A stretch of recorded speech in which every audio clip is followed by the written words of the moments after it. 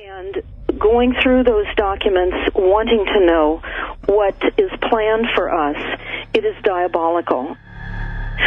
Many of you know that the WHO has threatened to remove family members from homes, and that Dr. Michael Ryan, the executive director of the World Health Organization, recently explained to the world that due to the coronavirus health pandemic, governments around the world would need to start knocking on doors of households and removing family members by force and isolating them. So this is, again, the chaos that is going to become the door-to-door separation of families.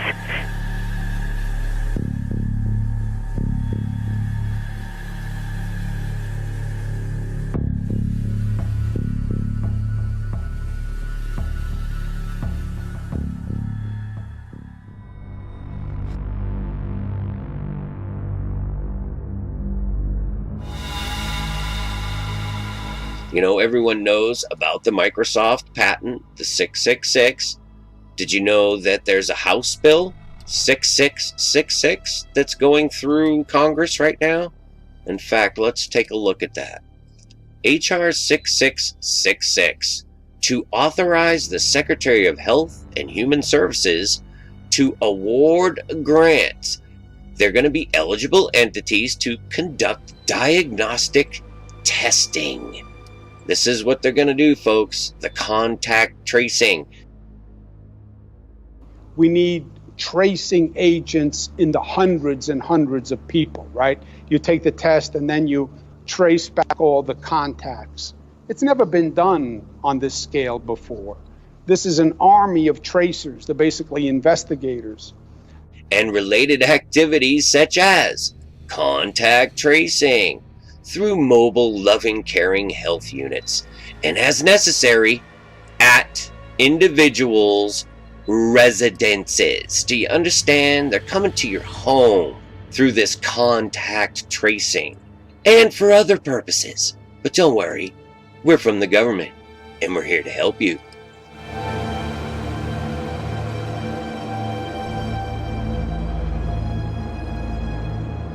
This is Aaron Russo, a filmmaker and former politician. To his left is Nicholas Rockefeller of the infamous Rockefeller banking and business dynasty.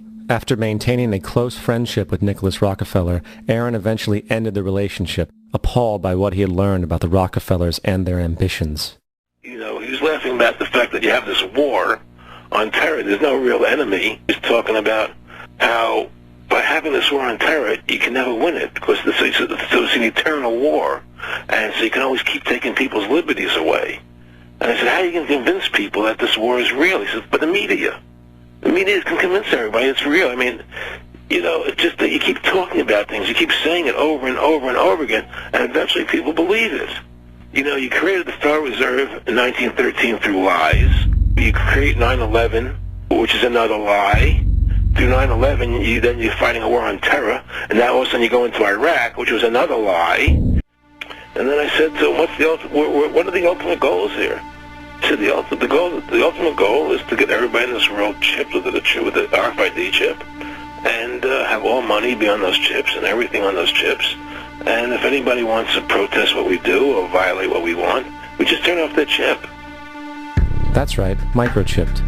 In 2005, Congress, under the pretense of immigration control and the so-called War on Terrorism, passed the REAL ID Act, under which it is projected by May 2008, you will be required to carry around a federal identification card, which includes on it a scannable barcode with your personal information.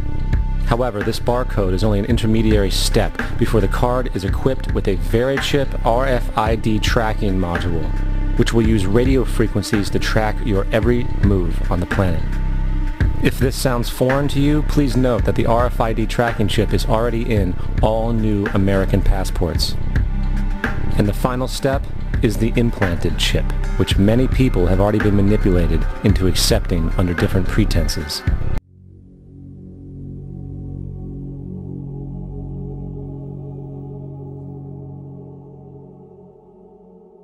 Now, the subtitle to the whole lockstep scenario that they describe says, a world of tighter, top-down government control and more authoritarian leadership, with limited innovation and growing citizen pushback. It says, the pandemic that the world had been anticipating for years finally hit. Unlike 2009's H1N1, it was extremely virulent and deadly. Even the most pandemic-prepared nations were quickly overwhelmed. The pandemic also had a deadly effect on economies. International mobility of both people and goods screeched to a halt, debilitating industries like tourism, breaking global supply chains. Food supply chains, anyone, perhaps? State officials will be assisting to help identify potential alternative markets if a producer is unable to move animals, and if necessary, advise and assist on depopulation and disposal methods.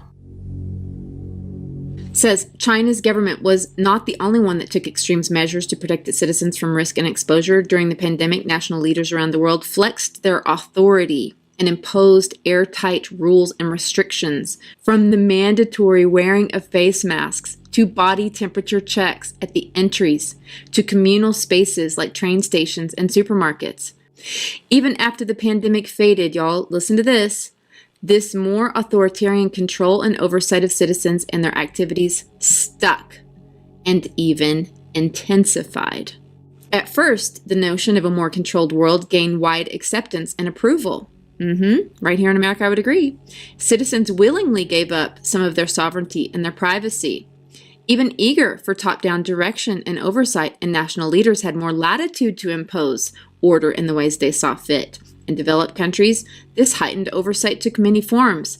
Biometric ID for all citizens, for example, and tighter regulation of key industries.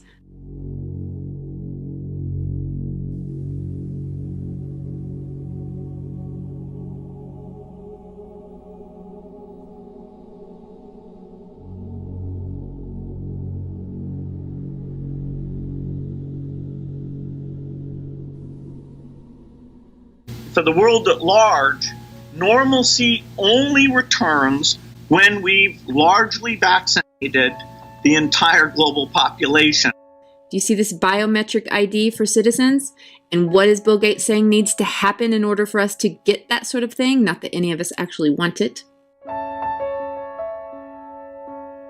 And he caused all, both small and great, rich and poor, free and bond, to receive a mark in their right hand or in their foreheads, and that no man might buy or sell save he that had the mark or the name of the beast or the number of his name. Here is wisdom. Let him that hath understanding count the number of the beast, for it is the number of a man, and his number is 666. You guys know what this represents? Well, it's the calm before the storm. What's the storming? Could be the calm before the storm.